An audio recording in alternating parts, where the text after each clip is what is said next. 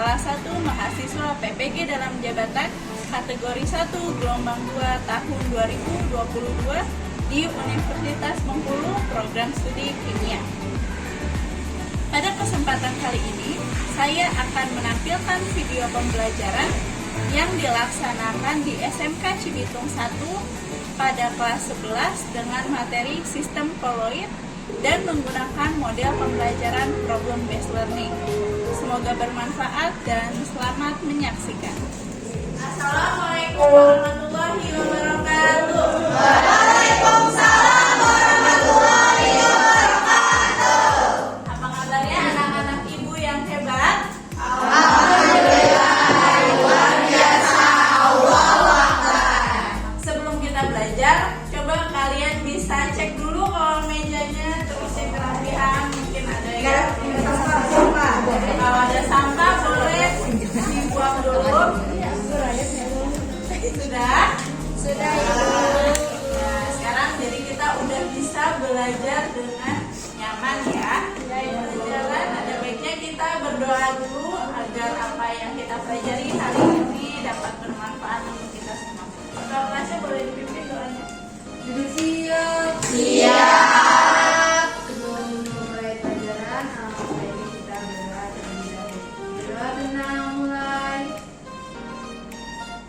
Berdoa selesai, memberi salam. Assalamualaikum warahmatullahi wabarakatuh. Waalaikumsalam warahmatullahi wabarakatuh.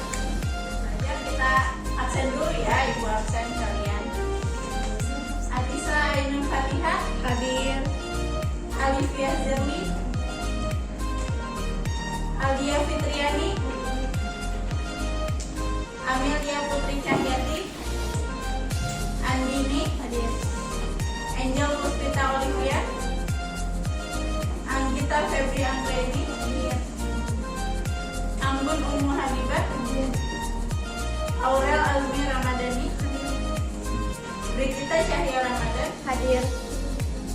Bunga Agustina Rahmadani hadir. Berarti hari ini hadir semua ya? Iya. Alhamdulillah kita sehat. Coba ada yang masih ingat nggak minggu kemarin kita belajar apa? Betul sekali. Minggu kemarin kita belajar tentang larutan dan hasil kalkularutan. Coba ada yang masih ingat nggak apa itu kelarutan? Larutan adalah jumlah maksimum suatu senyawa atau zat yang bisa larut dalam sejumlah larut. Nah, betul sekali.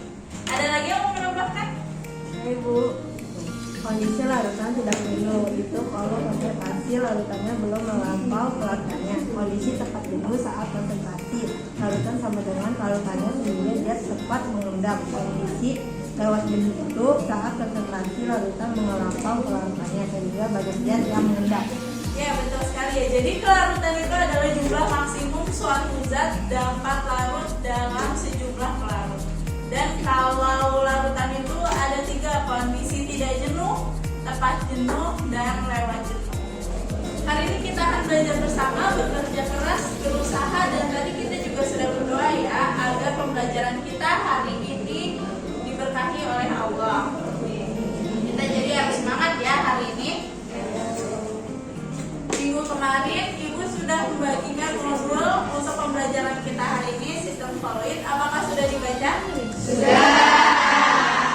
Kalau gitu sebelum kita masuk ke materi, ibu kirimkan link untuk kalian mengerjakan pretest terlebih dahulu ya. Ibu berikan waktu 10 menit.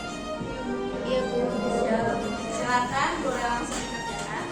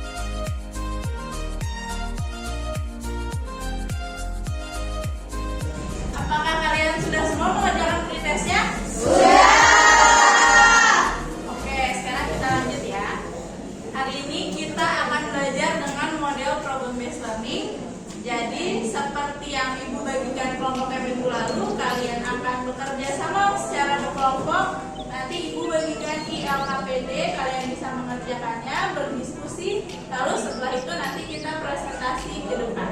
Nah, selama kalian bekerja kelompok dan presentasi itu Ibu akan nilai keaktifan, kerjasama, serta hasil diskusi kalian ya. Oke, bisa dipahami? Bisa. Setelah kalian belajar materi koloid, diharapkan kalian dapat membedakan larutan, suspensi, dan koloid. Selanjutnya menganalisis jenis-jenis koloid, dan yang terakhir menganalisis kegunaan koloid dalam kehidupan sehari-hari. Sekarang coba kita perhatikan video berikut ya. Pernahkah teman-teman memperhatikan bahwa pada sore hari ketika matahari mulai terbenam, terlihat garis-garis sinar matahari yang menembus awan? Pada garis-garis sinar tersebut, tampak ada penghamburan cahaya. Menurutmu, mengapa hal ini dapat terjadi? Saya Bu, awan merupakan salah satu contoh dari koloid. Salah satu sifat koloid adalah dapat menghamburkan cahaya. Jadi ketika cahaya melewati awan, maka terlihat sebagai garis-garis sinar. Ya, benar sekali ya. Jadi awan merupakan salah satu contoh dari koloid, sehingga awan dapat menghamburkan cahaya. Awan itu adalah salah satu contoh dari koloid. Nah, selain awan, di udara juga dapat debu. Nah, debu juga merupakan salah satu contoh dari koloid. Terus kira-kira apa lagi sih contoh dari koloid? Mari kita perhatikan gambar-gambar berikut ini. Yang pertama ada larutan garam. Menurut kalian, larutan garam itu larutan, koloid, atau suspensi? Larutan. Dikatakan larutan karena dia larut. Betul sekali.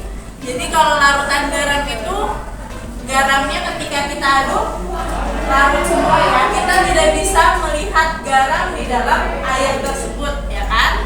Nah, selanjutnya ada gambar apa ini? Susu. Menurut kalian kalau susu itu termasuk apa? Koloid. Kalau kopi termasuk apa? Suspensi. Kenapa dia dikatakan suspensi? Karena ada yang barang. Ya, jadi untuk memahami materinya lebih lanjut, mari kita berdiskusi kelompok. Minggu kemarin sudah Ibu bagikan menjadi 8 kelompok. Betul? Betul. Nanti kalian bisa duduk secara berkelompok. Ibu akan bagikan APD. Nanti kalian bisa mencarinya pada sumber yang relevan, bisa dari internet, bisa dari modul yang Ibu bagikan. Nanti setelah itu presentasi per kelompok. Bisa dipahami? Bisa. Silakan duduk berkelompok.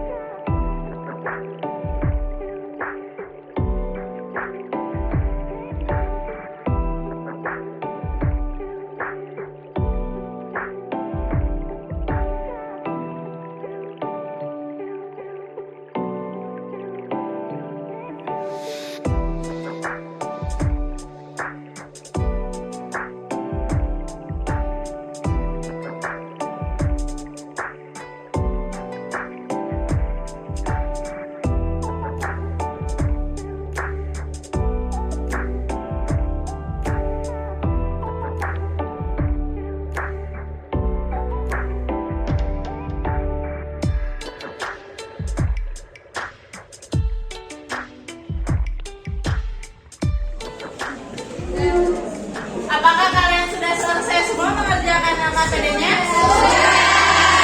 Oke, kalau gitu kita maju per kelompok ya. Dimulai dari kelompok 1. Assalamualaikum warahmatullahi wabarakatuh. Waalaikumsalam warahmatullahi wabarakatuh. Kami dari kelompok 1 ingin mempresentasikan hasil jawaban kami. Saya Mil Mariana. Saya Putri Syarika. Saya Rafaelina Madalfa.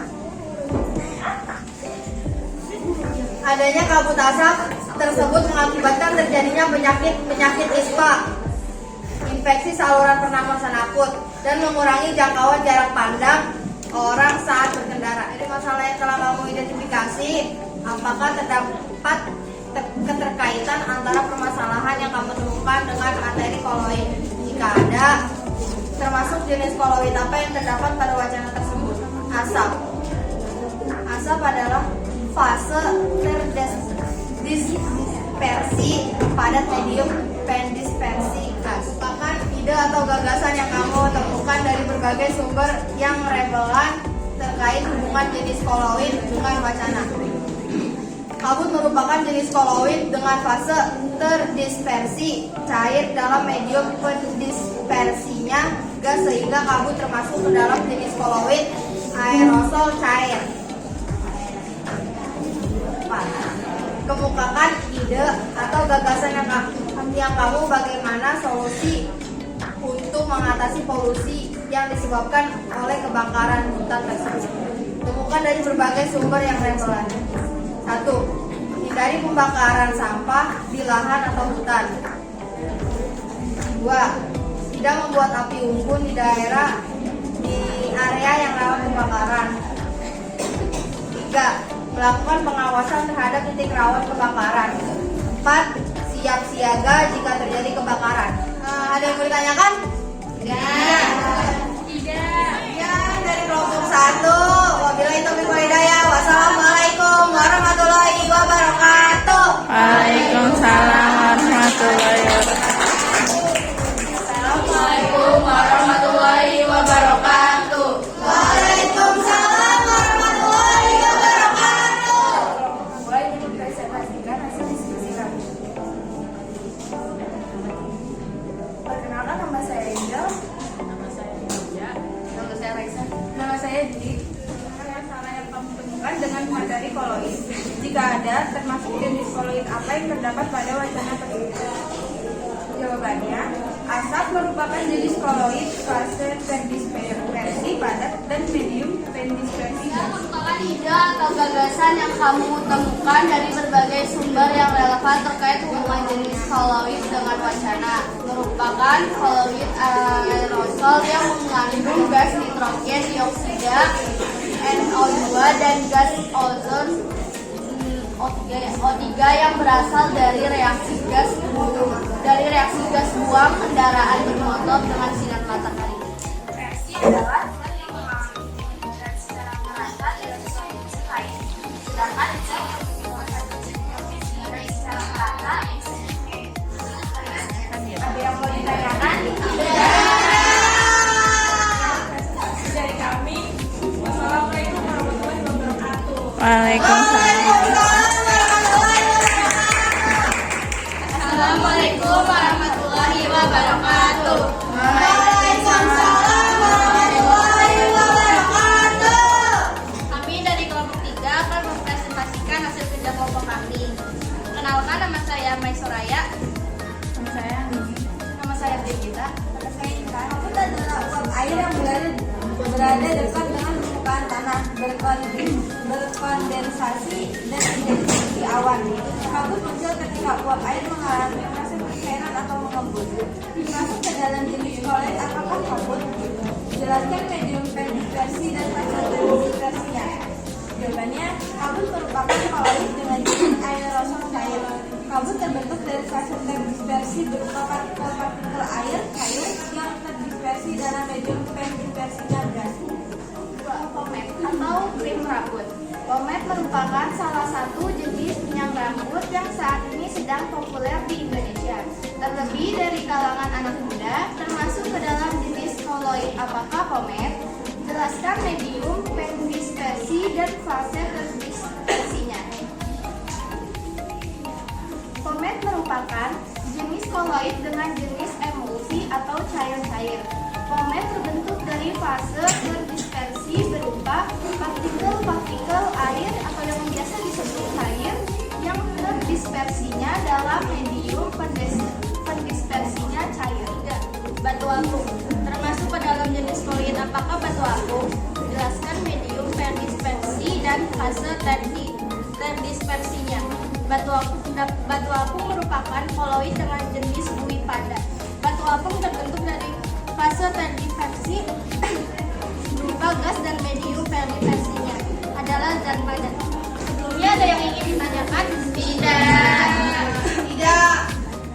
Sekian presentasi dari kelompok kami. Kurang lebihnya mohon maaf. Wabillahi taufiq wal hidayah. Wassalamualaikum warahmatullahi wabarakatuh.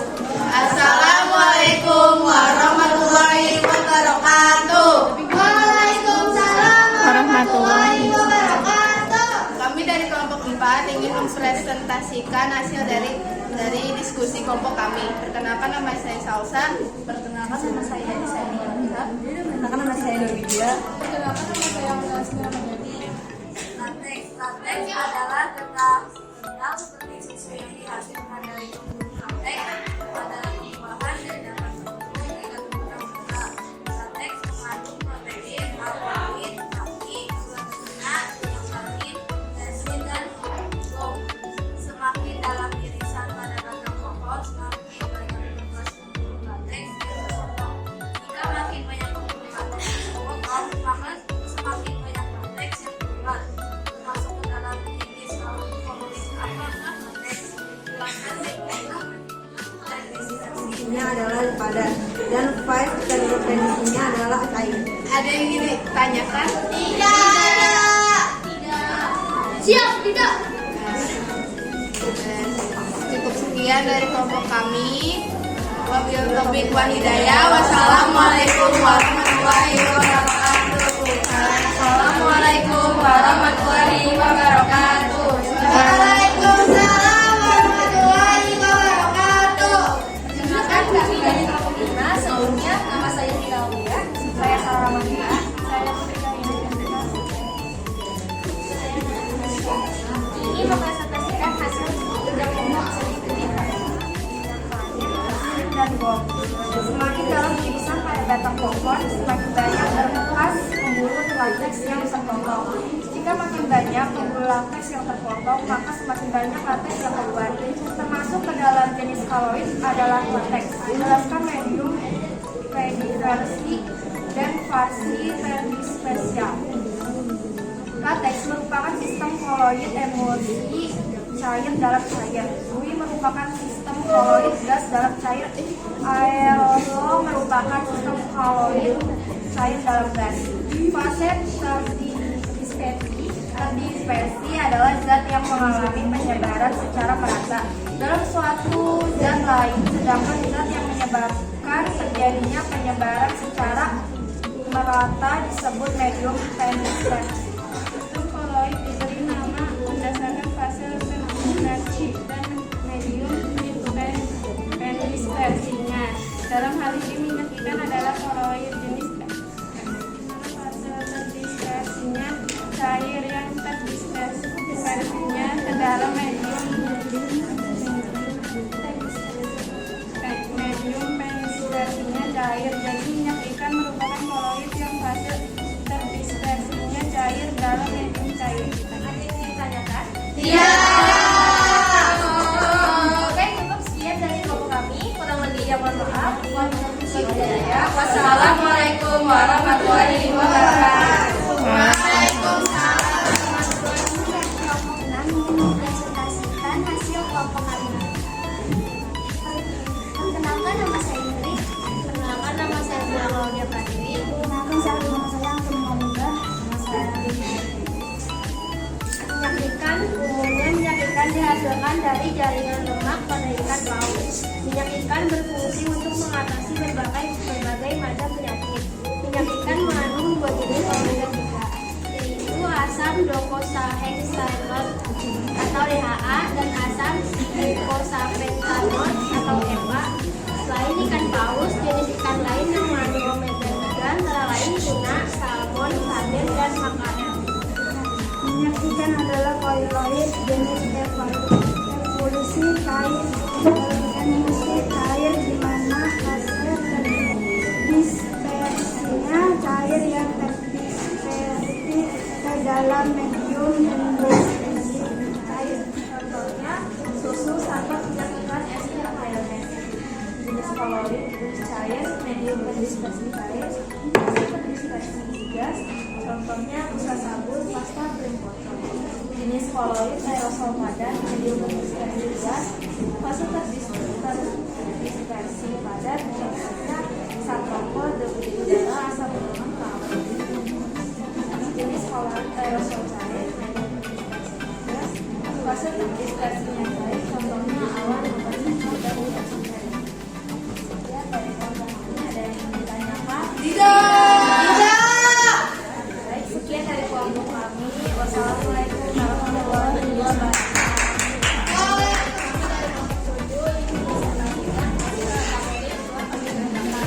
Saya Alia, saya Marisa, saya Amelia, saya Syafira. Setelah menganalisis contoh koloid, kami akan mengidentifikasi 3 jenis koloid yang terdapat di kehidupan sehari-hari. Jenis koloid sol padat, medium terdispersi padat, fase terdispersi padat. Contohnya kaca berwarna dan tinta hitam. Jenis koloid fase padat, medium terdispersi tiara dan jenis koloid padat, medium terdispersi padat, fase terdispersi gas. Contohnya parafisa dan batu ampuk. Jenis koloid sol cair, medium terdispersi cair, fase terdispersi padat. Contohnya tinta, cat, sol emas, sol belerang, lem cair, dan pati dalam air. Jenis koloid emulsi cair, medium terdispersi cair, fase terdispersi cair. Contohnya susu, mayonnaise, santan, minyak ikan, listrik. Jenis koloid buih cair, medium terdispersi cair, fase terdispersi gas. Contohnya buih sabun, krim kocok, pasta.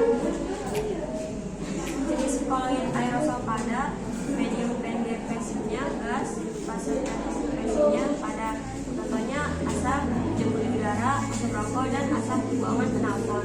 Jenis koloid aerosol cair, medium terdispersinya gas, dan fase terdispersinya cair. Contohnya adalah awan, kabut, obat semprot, dan spray. Bahkan dari hasil diskusi terkait wacana jenis koloid dan pengelompokan jenis-jenis koloid akan kami jabarkan oleh Syafira.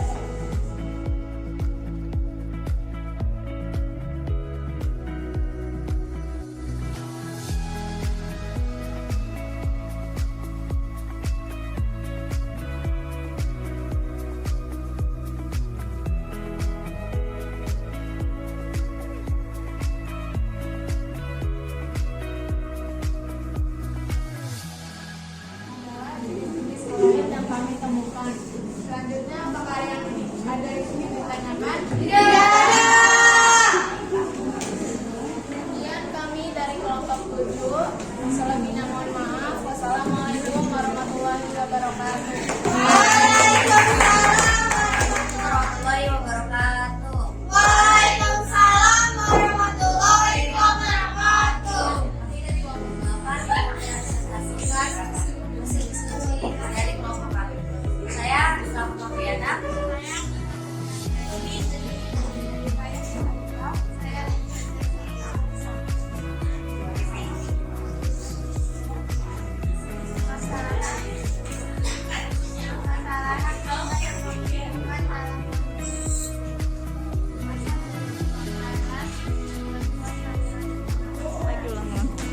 Buatlah bahan dari hasil diskusi berdasarkan masing-masing kelompok terkait wacana jenis koloid dan pengelompokan jenis koloid. Hasil diskusi kami akan dibuat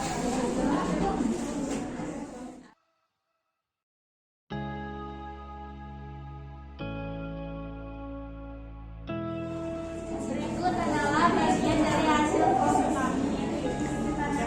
Dari kami, wassalamualaikum warahmatullahi wabarakatuh.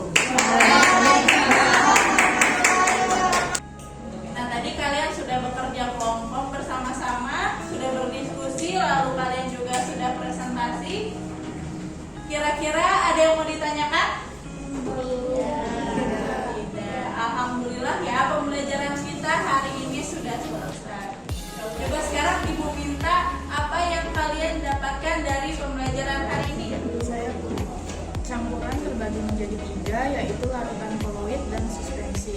Kalau larutan campurannya homogen, koloid bersifat homogen, tetapi jika diamati dengan mikroskop ultra bersifat heterogen. Kalau suspensi bersifat heterogen.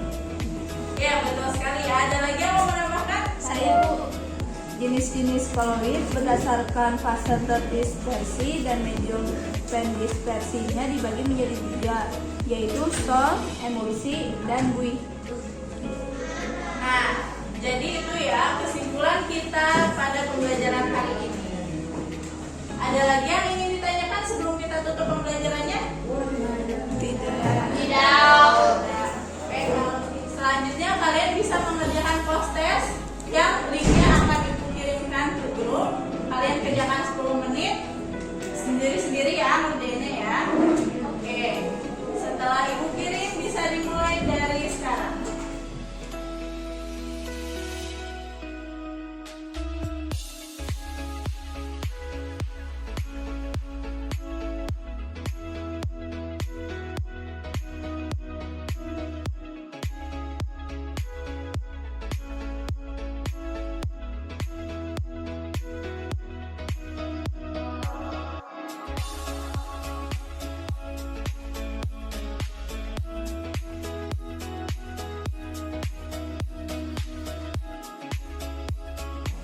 Apakah kalian sudah semua mengerjakan post testnya? Sudah.